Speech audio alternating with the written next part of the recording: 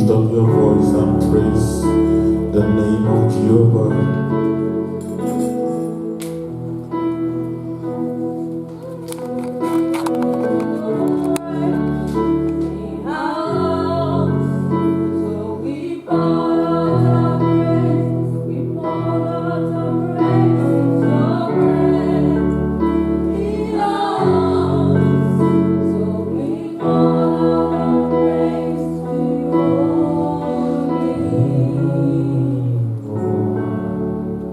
Say, Father, ignite my heart with your fire in the name of Jesus.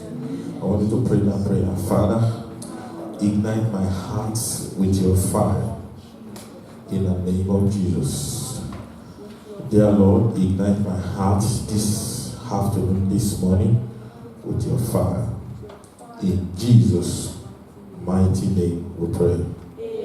The first thing that I want us to do is to remind ourselves and refresh our memory of who a radical Christian is. Can we have the definition on the screen? 3 Sundays ago, we started the Radical series. Praise the name of the Lord. And the Lord spoke to us about radical faith. And last week, we looked at another dimension of radicality, and I can tell you that we are not done with this radical series because we got 2 to go after today. We look at radical evangelism that produces radical evangelists. Today we want to look at radical soul winners. Because evangelist or evangelism is not the same as soul winning. Praise the name of the Lord. Do we have it on the screen, church? Can you read it with me? What does it mean to be a radical? Let's read it together and refresh our memory. Are you ready? Let's go. Are you ready? Okay, I want everybody's voice. Let's go. To be a radical is when God thinks your learning and turn you thinking upside down.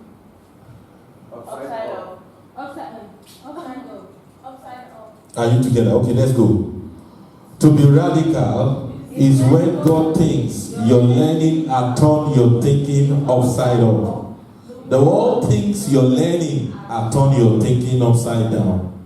Exactly what he told Paul. He said, Paul, your learning has made you what? Mad. And it was because of his radicality. Let's go. You are thinking of possibilities. Are we together? I want your voice, please. You are thinking of possibilities. Others around you are thinking of impossibilities. Number 2, you are thinking, let's read. You are thinking of limitlessness. Others around you are filled with limitations in their thinking. Let's go. You want to open the roof to make a way. Others return at the door because the room is full. You remember the story, Mark chapter 2. They brought somebody to be healed. That was the focus of our radical faith. And those guys, 4 guys, refused to return at the door. The house was full. Nobody has ever thought of bringing in a sick man through the room before. And nobody ever did after that time. But these guys did. And they got the man healed. Let's go. You are stepping out of the boat. The rest chooses to rock the boat. That was Peter for you. Is that done? Yeah. So everybody say radical soul winners. Radical soul winners. I say radical soul winners. Radical soul winners. Well, I'm not ashamed to tell you that by God's grace, I am a soul winner. I hope you are not ashamed as well to say you are a soul winner. I don't know how long you've been born again, but if since you got born again, you can say at least one soul has been won to Christ through me. Shout hallelujah. Hallelujah. Shout hallelujah again. Hallelujah. Now, do you know, I thank God for those of you that shout hallelujah. I'm not here to condemn those of you that didn't shout hallelujah. But I'm here to open your eyes to the fact that it is possible to live all your life as a born-again child of God without winning one soul for God. It is possible to return like the song that we have sung, empty-handed. Moody Bible Institute. I've read maybe one or two of D.L. Moody's book, and it's one of America's great evangelists. Moody Bible Institute says that less than 5% of Christians have ever led a soul to Christ. And there's a possibility that those people will die without leading a soul to Christ. My prayer for you and my appeal to you is, please, don't go back to God empty-handed. Don't go back to God a fruitless Christian. Don't go back to God an unprofitable servant. Let me focus on my teaching. So, the writer of the song that we sang today is Charles Luther, who lived in 1847 to 1924. This is the piece of story behind it. This guy was a journalist and a lay evangelist. And what happened was that he was the one that wrote this song. Before being ordained as a Baptist minister in 1886, I'm reading, he wrote about 23 hymns. In 1887, he had a preacher called Reverend A.G. Ufern relate the story of a young man. He's a young man who was about to die, and he had only been a Christian for a month.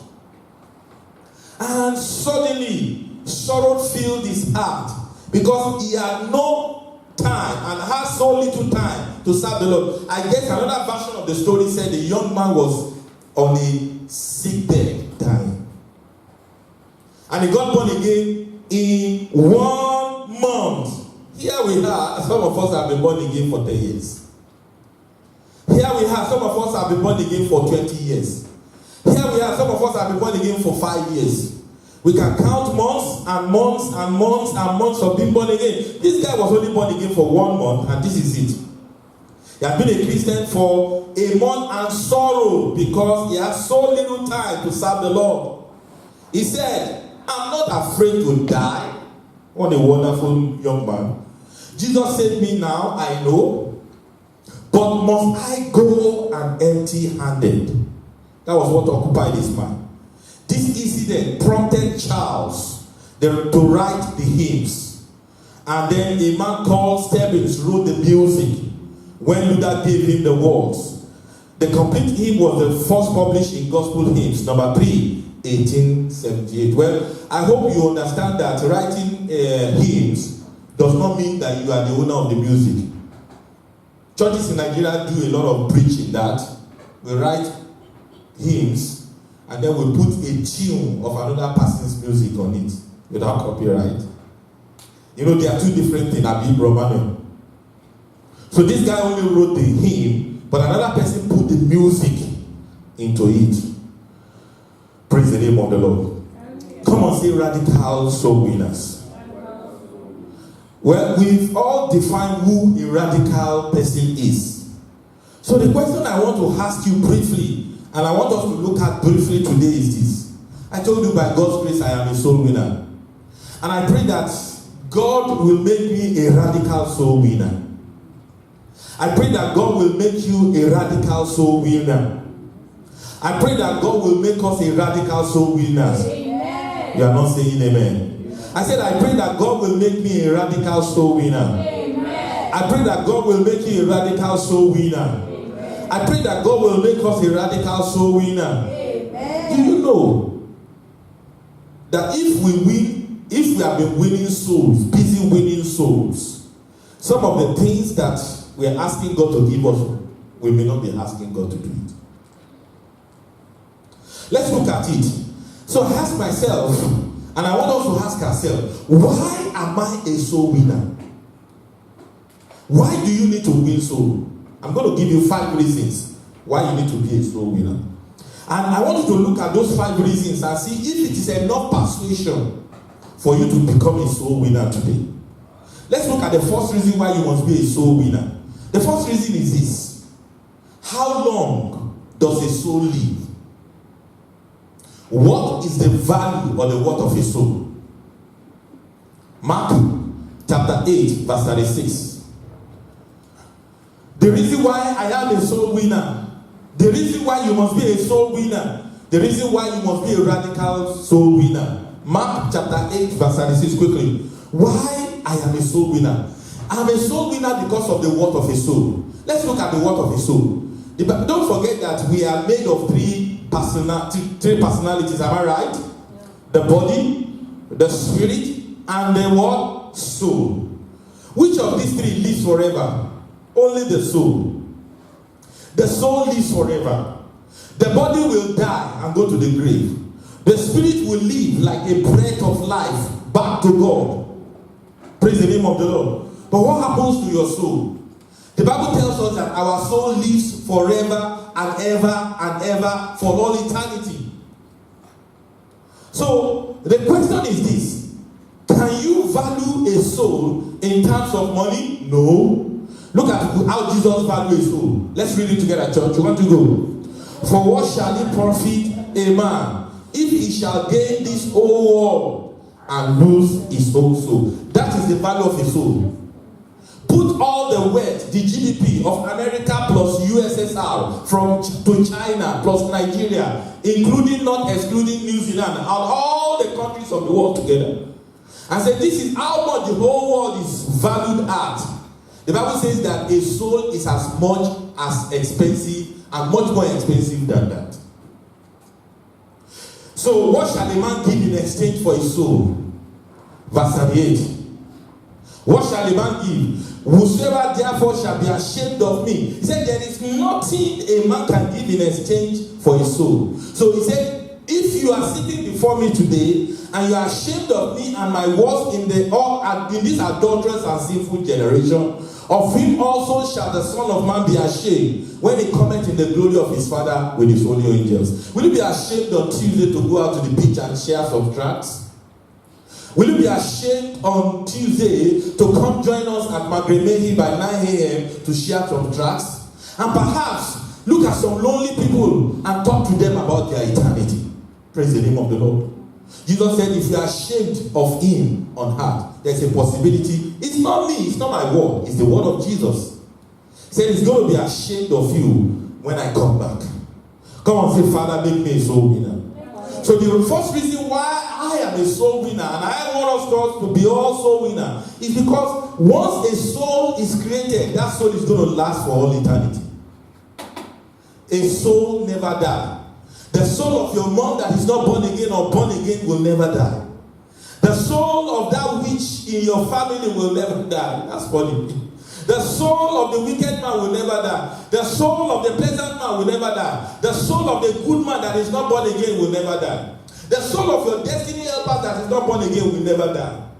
So we must look beyond the veil, beyond the hell, beyond the things that we get from humans, and look at the soul that will never die. And once that soul is condemned to a Christless eternity, that soul will be in pain for all eternity. That's why I'm a soul winner. Let's look at number 2. Why I'm a soul winner?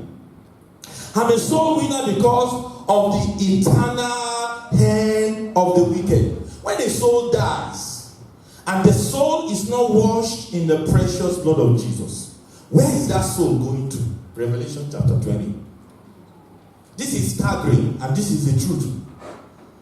This is why I'm a soul winner. This is why I'm a soul winner. This is why I don't even bother. If I know a witch in my family, I'll preach to her. Even though I know they are wicked. And I know how to deal with them with spiritual warfare. But then, I will still preach to her. Perhaps her soul will be saved. Let's look at Revelation chapter 20. Are you there? Can you open your Bible with me, please, if we are having issues with that? Revelation chapter 20. Verse 11. Revelation chapter 20. Verse 11. It says, and I saw a great white throne, and him that sat on it, from whose face the earth and the heaven fled away, and there was found no place for them. Why am I a soul winner? Let's go to verse 12. Are you reading with me? Let's read together. Verse 12. And I saw the dead, small and great, stand before what? God. Go on. You read on. Open. Which is what? The book of life. Go on. And the dead were judged out of those things which were written in the books, according to their works.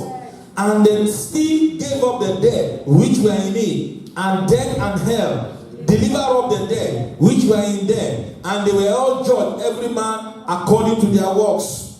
And death and hell were cast into the lake of fire. This is the second death. This is all the summary of what is going to happen after the end of the world is come. And look at the final shoe. This is where I'm a soul winner. Come on, say, this is where you must be a soul winner. Read it with me, church. And whosoever was not found. Hey! Famous or not famous? Entertainment industry or no, whichever industry they operate in, sport, all the legends, all the sportmen, all the entertainers, all the famous people of this world that you know, all the governmental people in this world that you know, all the rich, all the poor. This is the final conclusion of every humanity. Let's read it together. This is where I'm a soul winner. He says, and whosoever was not found written in the book of life was cast into the lake of fire. That's why I am going out. That's why you must go out. That's why we must go out and tell everyone and say, perhaps, are you sure your name is in the book of life? If you just pray a prayer of forgiveness with me today, that name will come into the book of life. Did you notice in the passage, he said the book was open. The book of life is one book, but the books were open. The book of death is several. I was in a particular mall yesterday, and I don't know why, I stood on the balcony of that mall. All of a sudden, I saw people trooping, and something just came to me, and that thing always comes to me. I don't know, maybe it comes to you. I said, and I started picking people with my heart. I said, is this one going to heaven? Is this one saved? Do you do that? And I said, of all these millions of people that are trooping into this mall, how many of them can I be sure that will make the rapture? Do you know that's the reality? Look at the verse now. Look at that verse of scripture, please. Look at the verse of scripture that talks about the books.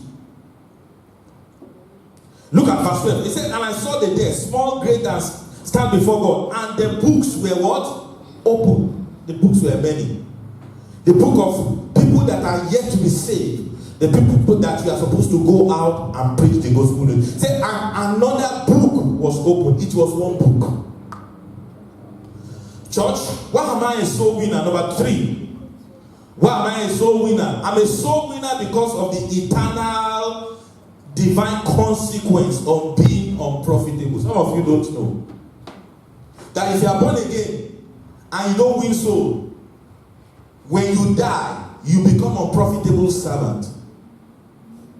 And there is a judgment for being unprofitable. Say, my Father, before you read it, say, my Father. Deliver me from the consequence of being an unprofitable servant. These things are in the Bible, you know. Say, Father of life. I want you to pray quietly and say, Father of life. Deliver me from the consequence of being an unprofitable servant. I said, if you are born again, you will pray that prayer. I said, Father, deliver me from this consequence of being an unprofitable servant. In Jesus' mighty name we pray. Now, you know the story too well. Matthew 25 verse 30, but we're going to read verse 30. You know the story too well. Jesus told the story of a man that gave out talents. He said he gave one talent. He gave another 2 talents. He gave another 5 talents. He said the man that got 1 talent went and traded with it and got another talent. The person that got 2 talents and went and traded with it and got another 2 talents. What happened to the I'm mistaken. The man that got 5 traded with it and got 5. The man that got 2 traded with it and got 2. The man that got 1. What did he do? He went and hid the talent. And then when the man came around, he was even abusing the Lord of the house. He said, I know you're a wicked and austere man, and you like sowing where you don't reap. He said, so I went and keep your money. And the man was even saying that even if you know I am wicked and austere, why don't you keep my money in the bank so that at least when I come back, I will get it with usury. And it says in verse 30, read it, church. Read it.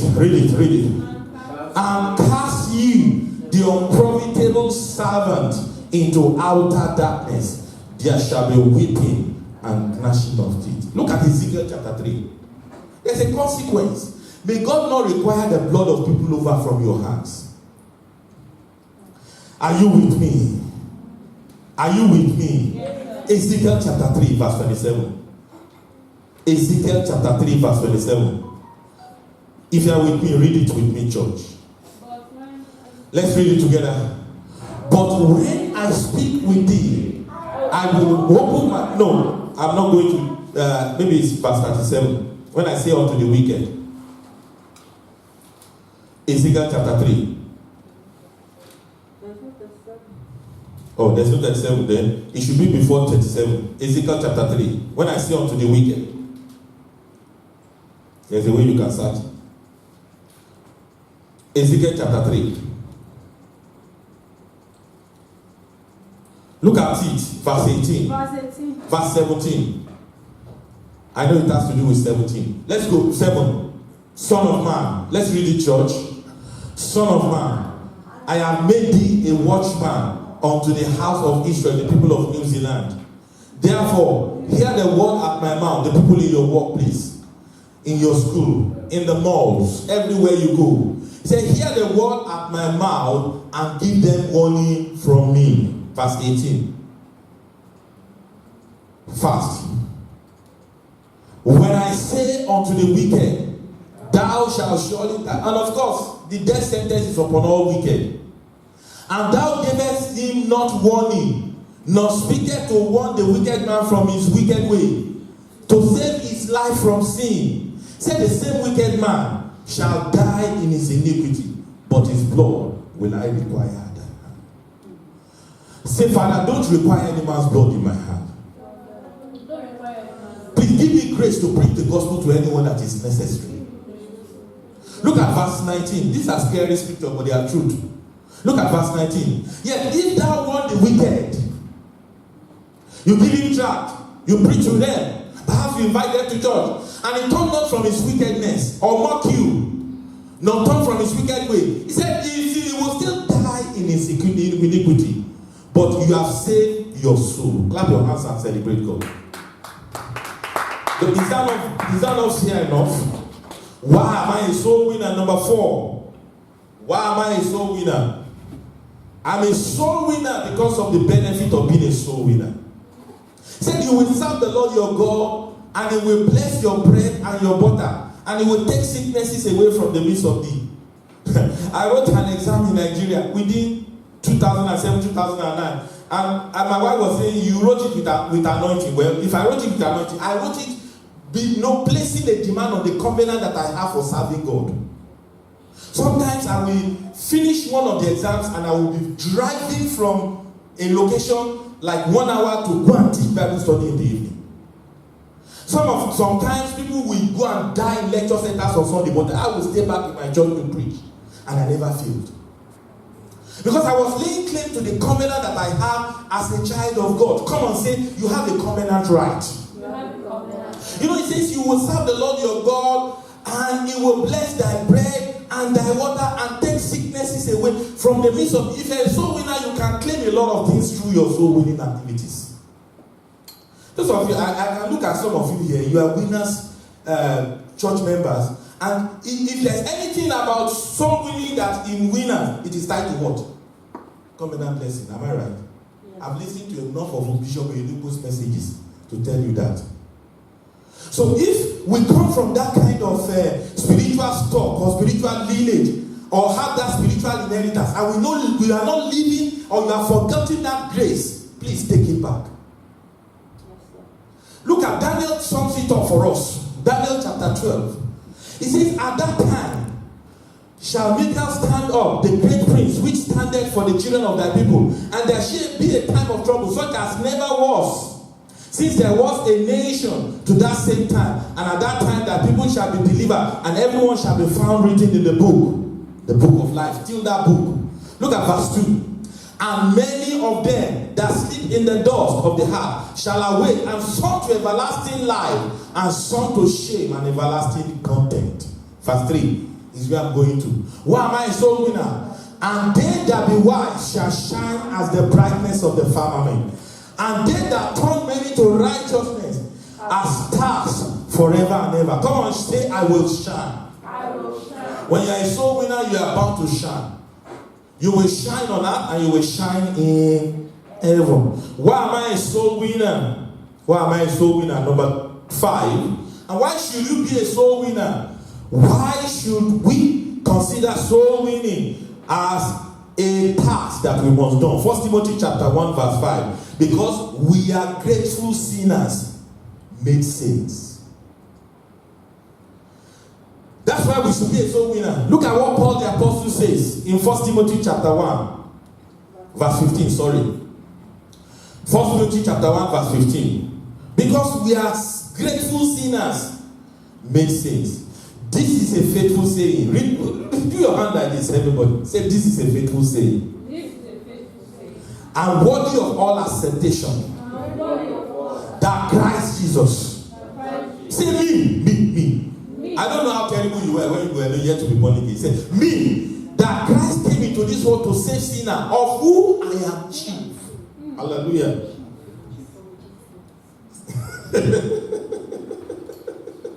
I chief.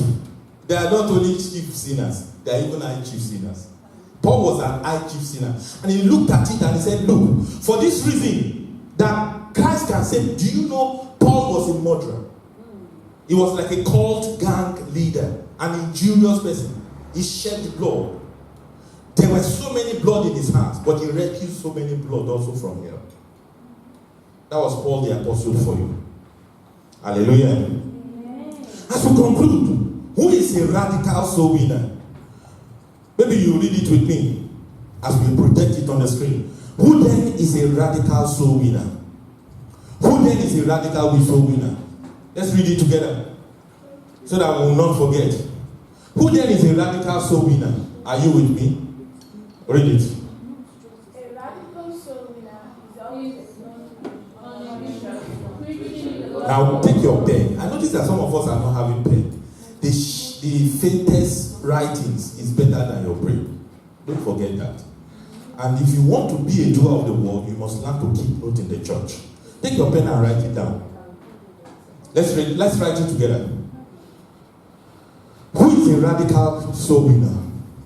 Oh yeah, let's go. Let's read it first before you write it. A radical soul winner is always alone on a mission, preaching the gospel of love with power, passion, and the indwelling fire of the Holy Spirit. A soul winner at most might be found in a company of another to make a team sent by 2. Otherwise, it's not waiting for 2 to be sent. It goes alone. A radical soul winner has only one goal: to win souls. Call it another name: rescue the perishing. Looking at it in another dimension: care for the dying. Call it another name: bring back the lost. Call it another name: bring back the anyone. I don't know, maybe you know the song, there were 90 and 9 that safely lay in a shelter of the fold. You know the song? But Jesus told the illustration. He said there were a shepherd who had 100 sheep. And then you see, one of the sheep got lost. And then he said he left the 99 in search of the one that was lost. Sometimes a soul winner does not only win souls that are yet to be, that have never been saved before. He goes after souls that have been saved in the past and are backsliding from the faith. Hallelujah. Amen. All this is done preaching Jesus and to please him who died for all. Write it down, please. And please, don't forget our spiritual ethics in the church. Let's come with journals, let's come with notes, let's come with our Bible. The faintest writings is better than your brain, no matter how brilliant you are. What is the trust? What is the... I was looking at two things, like, what is the greatest asset of a soul winner? What is the greatest asset of a soul winner? And these are the two assets that I discovered are the greatest asset of a soul winner. Number one, the soul winner understands the power of one. Everybody say power of one. The power of one. What did I say, church? The power of one. The soul winner understands the power of one. Let's read that one through together. What is the power of one? The power of one is that God can send us to a man. Look at the scripture that we read today, Acts of the Apostles chapter 16. So much has been preached from that passage of the scripture, am I right? So much has been preached from that passage of the scripture, am I right? Yes, sir. A lot of preachers, when they preach evangelism, talks about that Acts of the Apostles chapter 16 as a classical model of being led before you go out to preach the gospel. And Paul, they were told in Acts chapter 16, Paul wanted to go to this place. The Holy Spirit said, no, go to this place, no. And he says that they saw a man of Macedonia. And he says, come over to Macedonia and help us. What did he say? Help us. So your thinking will be like, when he gets to Macedonia, he's going to gather. Hello, my brother. When he gets to Macedonia, he's going to gather the whole city together. Like in some other places where crowds have gathered together to hear me preach. No, when he got to Macedonia, there was no crusade. There was no large gathering of people. Only 2 families were saved in Macedonia and they left. Only 2 families. The woman by the beach. That's why we're going to beach on. Somebody will be saved through you on Tuesday. Amen. Somebody, on Wednesday. Somebody will be saved through you in the beach on Wednesday. On Thursday. Is it 26? Yeah. Okay. Somebody will be saved through you on Thursday in Jesus' name. Yeah. The beach is a good place where people go to have resource, to relax. And it's also a good place for you to go and preach the gospel. Number 2 soul, the one in that place. Can you imagine Paul being sent to prison to go and win the prison? The second family, the one in that place where the Warders family. And after the show was ended, they were released and they left the city. Let's read together the power of one. The power of one. Let's read it. He can send us to a man as well send us to a city. God can equally send, please be patient with us. God can equally send us to a city because of a man or to find a man. Jesus can visit a city not to look for multitudes. Have you forgotten the woman by the well? That was the only woman that Jesus saved in that location. A soul. God can send a big evangelist, no matter how big the evangelist is, to the desert. Philip was an example in Acts chapter 8. The prison, just to win a soul.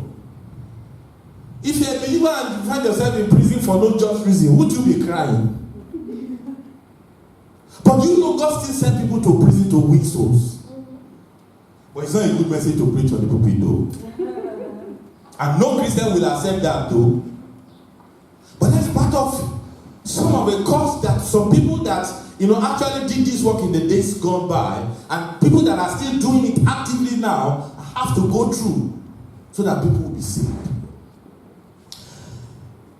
Just to win a soul and then bring him out in a mysterious circumstances. And they will just say, we found all the records of law, you have been discharged and acquitted, you never did it. And at the end of this day, a family had been won for Christ. Clap your hands and celebrate God. So what I'm sharing with you is that as you go about in the streets, as you go about in your shop, as you go about in the mall, as you go about in your the workplace, be looking for not for two but one. Everybody say the power of one. The soul winner understand the power of one. Number two, the soul winner understand the power of passion. See, the greatest, the meaning of passion is love. See, there is those of us that are married here, we are falling in love before. And some of us are still falling in love and falling headlong. Praise the name of the Lord. And you know when you fell in love, I don't know about you, when you fall in love, you know the way your heart used to do. As if the heart want to jump out of the rib cage. You know there's a cage that is housing the heart. Those bones here. And when you are falling in love, at times, if they measure your blood pressure, it will be high. Your blood pressure will be high. Especially when you get a letter from that guy saying, I'm not doing again, temporarily. The blood pressure will be running. You see, that is what is the equivalent of passion. You know, this week I'm reading a book and I felt all the fire that I've been feeling since last year that I told you about. And my heart was still burning. I said, what is wrong with me? What is wrong? And I began to plan even without having money to do more. That's what is called passion. If you're going to be a soul winner for God, there must be passion. There must be passion. And the greatest definition for passion is love without borders. What did I say, church? Love without borders. Love for souls without border. Love for the Lord without border. Let's look at the meaning of passion. This is the soul winner's trust. The pressure point, the pivot, the strength. Without passion for soul, he or she may run for some time, but won't run far. That's why we have yesterday's soul winners. Yesteryear's soul winners. I used to be a soul winner, but what happened to you now? Passion is gone. Passion is not there. Without passion for the soul winner can easily look back down, bow out, and break the trust that the Almighty has reposed in him or her. Passion for soul, for a soul winner is the first, is the second, is the third, is the fourth, is the fifth. Passion for soul, for a soul winner, it is for him in January. Passion for soul, it is for him in February, March, April, May, June. Passion for soul, even in December, is still for him.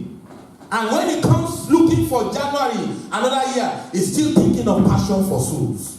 Passion for soul is the first, is the second, is the last. It's the best of a soul winner's characteristics. Even if a soul winner does not have any other characteristics, it's not theologically sound. They don't teach theology when you go win souls. A soul winner does not have anything. He doesn't have so much clothes, but he has passion. He will win souls. A soul winner does not have tush English. There are soul winners that cannot speak king and queen English. But do you know they are still winning souls for God? Clap your hands and celebrate this Jesus. And for your information, if you're asking yourself, I say, oh God, why did you send me? Why did you send me to New Zealand? Why did you send me to New Zealand? John Reason that preached on Friday lived in London so many years ago as a sinner, as an unbeliever. And the reason why he loved Nigerians was because a Nigerian kept on knocking on his door. A Nigerian kept on knocking on his door, preaching to him, asking him to come to church. He said he got angry at the guy. But eventually he said he's going to listen to him one day. And he followed him to church and he got born again. Did you watch the Holy Ghost service? Why must you be a soul winner even though you are in New Zealand? Stop looking at the white people as people that God has not sent you to preach to. You are here because he wants you to preach to them. Perhaps one of their spiritual soul destiny is tied to your presence in New Zealand. Yes, sir. Did you hear the American guy that preached at the Holy Ghost Congress? He said in Nigeria, in the US, won me for Christ. He said, that's why I love Nigeria. That's why I come preaching here. Who tell you you are in New Zealand for 2 months, for 1 year, for 3 years, just for academics? There's a purpose. May you not disappoint God. I've said no. Let's look at quickly. and then pray. Even if you don't look at any other characteristics of a soul winner, those two is enough. Number one, characteristics of a soul winner is that he preaches Jesus and he preaches the resurrection. Number two, he does not preach judgment, he preaches love. For God so loved the world is still the greatest gospel message, that he gave his only begotten Son, that whosoever believeth in him should not perish, but have everlasting life. Number three, the soul winner prays always. I must emphasize something here. In Galatians chapter 4 verse 19, it says, Paul said, my little children, of whom I travail again and again in birth, until Christ be formed in you. And the Holy Spirit told me recently, he said, nobody, I heard him clearly, he said, people are no more standing in that ministry. He said, that's why we have a lot of people that are not mature spiritually. He said, my little children, of whom I travail again and again in Christ, in birth, until Christ be formed. You know, a lot of people are in the church, and if you look at their spiritual life and their spiritual characteristics, they get hungry easily, they suspect easily, or they do this easily, and you are condemning and you are looking at these are people that go into church. It's because nobody is standing to intercede until Christ be formed in them.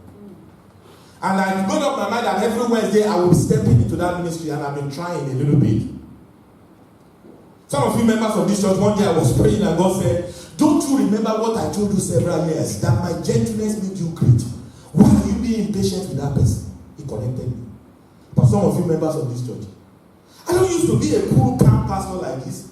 I used to be very tough. I used to be very mean. I say what I have to say. If you don't like me, you're on your own.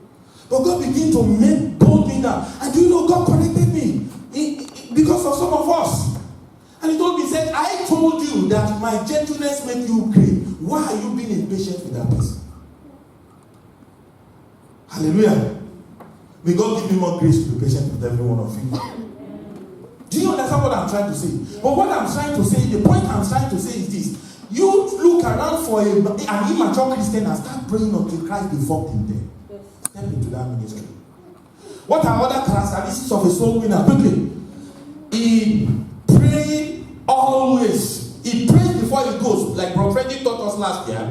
He prays while in the field, and he will pray after leaving the field.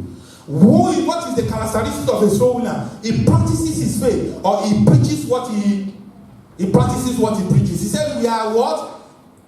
A living example. We are the epistles of Christ that everybody is reading.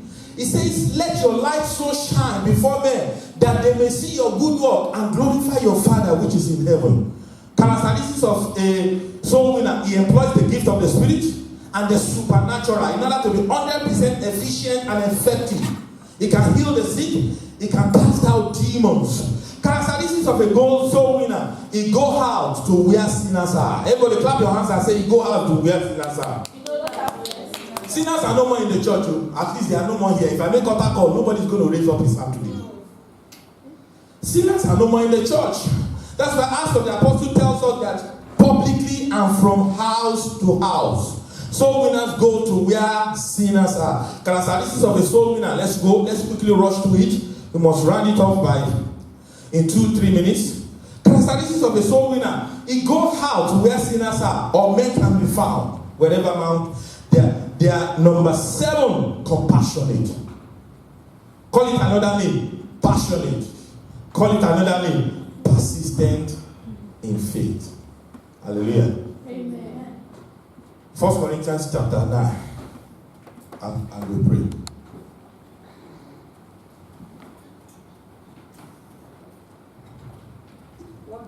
Forget about that one. 1 Corinthians chapter 9. Let's stand to our feet and pray. I want us to use 1 Corinthians chapter 9 to pray.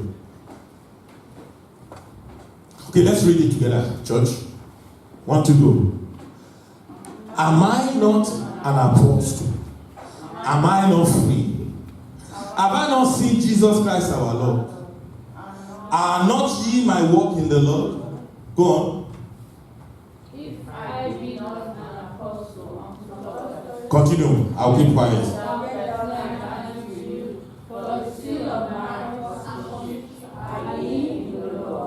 Go on, verse 3.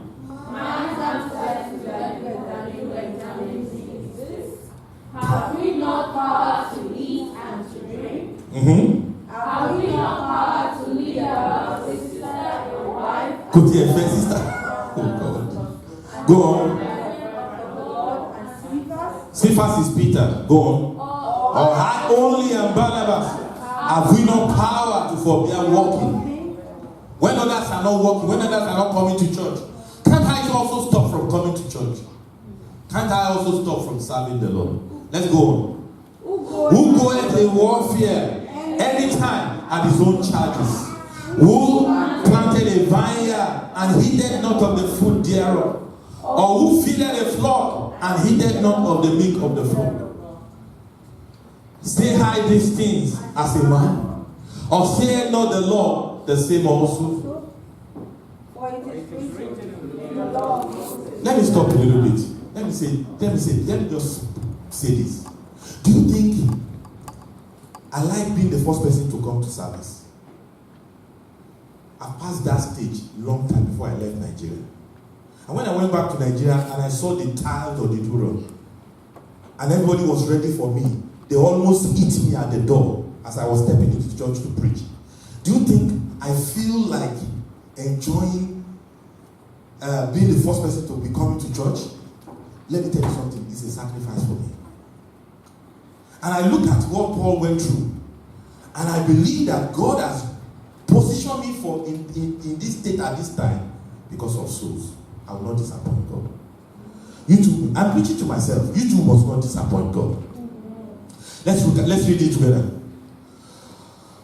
What is written in the law of Moses: thou shalt not muzzle the mouth that treadeth the ground. Does God take care for oxen? Or saith he altogether for our sake? For our sake, no doubt, is written, that he may show in hope, and he that in hope should be partaker of his hope. Go on. If we have sown unto you spiritual things, is it a great thing if we shall reap your carnal things? Go on. If otherwise be partakers of power over you, no, we rather, nevertheless, we have not used this power, but suffer all things, lest we should hinder the gospel of Christ. Verse. Do you not know that they which minister about holy things live of the things of the temple, and they which wait at the altar are partakers with the altar? Verse 14. Even so, as the Lord ordained that we should preach the gospel and should live of the gospel. Verse. But I have used none of these things, neither have I written these things, that it should be so done unto me. For it were better for me to die than that any man should make my glory void. What he's talking about is that it's not a full-time staff collecting salary from the church. You understand? Now let's go. But this is where I'm going to. For though I preach the gospel, I have nothing to glory of. Paul said, for necessity is laid upon me. Yea, woe is unto me if I preach not the gospel. Who can put a cross upon his life today, that for the rest of my life, if I don't preach the gospel, let me be cursed in this land? I'm not saying you should do that, but I'm just telling you the extent to which Paul went. Let's read on. There's still more to see from this scripture. For if I do these things willingly, I have a reward. But if against my will, a dispensation of the gospel is committed unto me. Are you ready? What is my reward? Are you tired? Let's read it together. What is my reward then? That when I preach the gospel, I may make the gospel of Christ without charge. That I abuse not my power in the gospel. I'm going to somewhere. For though I be free from all men, yet I have made myself servant unto all, that I may gain the more.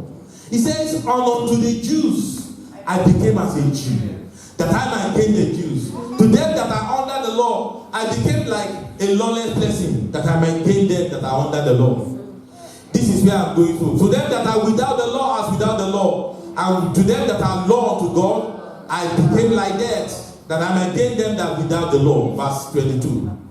To the weak, I became as weak, that I might gain the weak. I am made all things to all men, that I might by all means save some. Say, Father of life, make me a soul winner for you. Say, I'm going to. The Bible has spoken to you. Make me a soul winner for you. I want you to pray. I want you to pray. And perhaps you may not put a curse upon yourself, but step into a covenant to preach. You may not put a curse on yourself, but step into a covenant to preach. You may not put a curse on yourself, but step into a covenant to start preaching the gospel.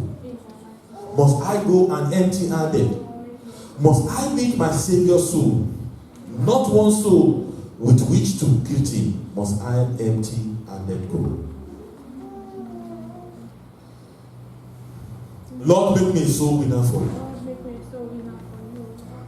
Lord, make me a soul winner for you.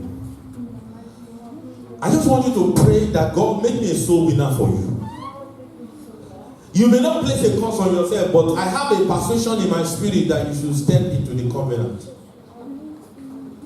In Jesus' mighty name we pray. Brahman, can we just sing stanza 1 and the last stanza, and then the chorus, and then you come and help us round up.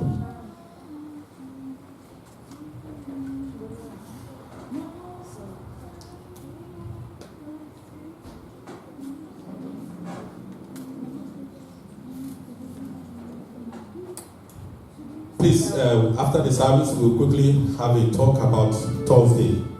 We're singing just stanza 1 and the last stanza, and then we sing the chorus, maybe like twice.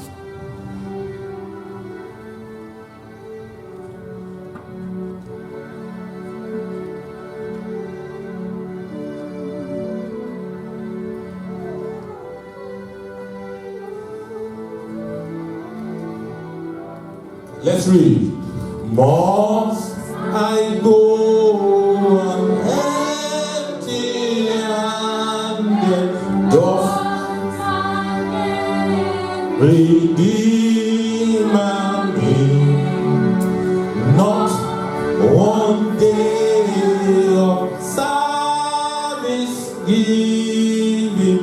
Lay no trophy at his feet. Must I go empty-handed? Must I meet my Savior's soul? Not one soul with which to greet him. Must I empty-handed go? Oh, ye saints, ye are all saints, arouse, be harnessed up and walk while yet is day. Heard the night of death, what paid this strife for souls, what still you may. Must I go empty-handed? Must I meet my Savior's soul? Not one soul with which to greet him. Must I empty-handed? You will not be the same again. You will not be the same again, says the Lord. Hello everyone, thank you for listening to today's message. We hope you've been blessed. Please don't keep it to yourself, share it with your contacts, and don't forget to like and subscribe to this YouTube channel. Stay blessed.